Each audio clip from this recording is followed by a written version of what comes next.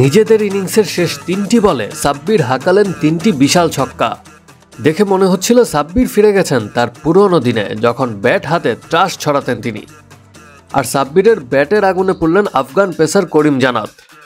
তার ওভারেই তো সাব্বির পরপর 3টি ছক্কা মারলেন। ম্যাচে সাব্বির মেরেছেন মোট 5টি 6। ঘটনাটি ঘটেছে হারারের স্পোর্টস ক্লাবের মাঠে। এদিন জিম আফ্রো টি10 এর ম্যাচে মুখোমুখি হয়েছিল জোবার্গ বাংলা টাইগার্স এবং হারারে বোল্টস। 7 ওভার 1 বলের সময় দলীয় 71 রানে হারারে বোল্টসের সনাকা আউট হয়ে গেলে ব্যাট করতে নামেন সাব্বির রহমান।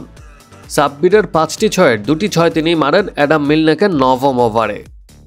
ইনিংসের শেষ ওভারের 3য় বলে শিহান জয়সুরিয়া 1 রান নিয়ে স্ট্রাইকে আনেন সাব্বির রহমানকে।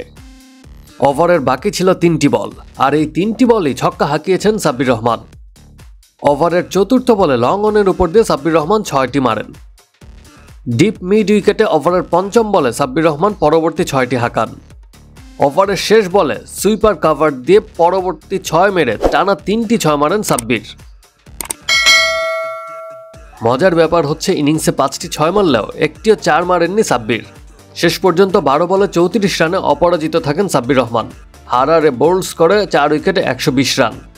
তবে ম্যাচ শেষে বিজয়ীর হাসি হাসতে পারেননি সাব্বির, কারণ একেবারে শেষ বলে ম্যাচটি হারতে হয়েছে সাব্বিরের দলকে। জোবার্গ বাংলা টাইগার্স ম্যাচটি জিতে নিয়েছে 4 উইকেটের বিনিময়ে। Action sports.